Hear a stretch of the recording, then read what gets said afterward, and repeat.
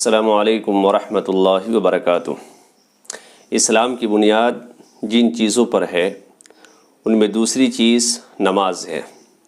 نماز کہتے ہیں خدا تعالیٰ کی بندگی کرنے کا ایک خاص طریقہ جو اللہ تبارک و تعالیٰ نے اور جناب رسول اللہ صلی اللہ علیہ وسلم نے ہمیں سکھلایا اور بتلایا ہے۔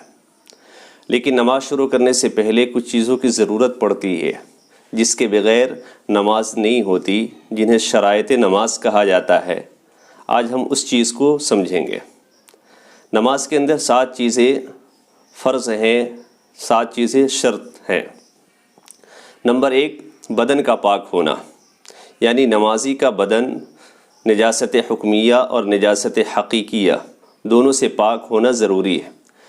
اب نجاست حقیقیہ کسے کہتے ہیں؟ نجاست حقیقیہ ایسی نجاست کو کہا جاتا ہے جو دیکھنے میں آ سکے، مثلا پیشاب، پیخانہ، خون اور شراب۔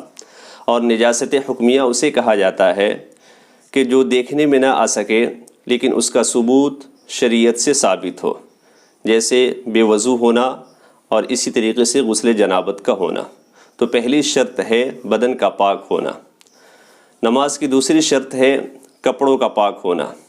کپڑوں کے پاک ہونے سے مطلب یہ ہے، مراد یہ ہے کہ نمازی جو کپڑا پہن کر کے نماز پڑھتا ہے، جیسے کرتا ہے، پیجامہ ہے، گنجی ہے، ٹوپی ہے، چڈی ہے، لنگی ہے، جو بھی اس کے جسم کے اوپر لگے ہوا ہوتا ہے اور جس کو پہن کر کے وہ نماز پڑھتا ہے، سارے کپڑوں کا پاک ہونا ضروری ہے۔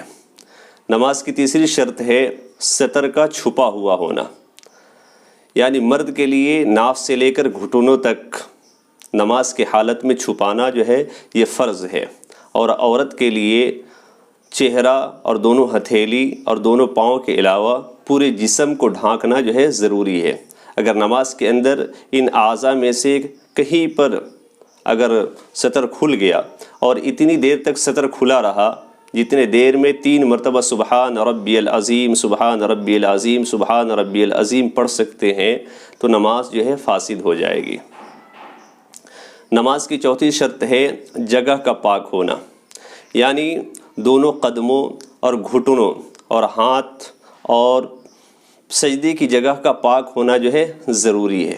اگر وہ جگہ ناپاک ہے تو اس جگہ پر نماز جو ہے نہیں پڑھ سکتے۔ 5ویں شرط ہے نماز کا وقت ہونا، یعنی جون سے نماز کے لیے جو وقت مقرر کی گئی ہے اس وقت پر نماز پڑھنا۔ اگر وقت سے پہلے ہم نماز پڑھتے ہیں تو ہماری نماز نہیں ہوگی، اور اگر وقت گزر جانے کے بعد اگر نماز پڑھتے ہیں تو وہ نماز ادا نہیں کہلائے گی، بلکہ وہ نماز جو ہے قضا ہو جائے گی۔ نماز کی 6ٹھی شرط ہے استقبال قبلہ۔ اس سے مراد یہ ہوتا ہے کہ نمازی کا چہرہ قبلے کی طرف نماز کے حالت میں ہونا چاہیے۔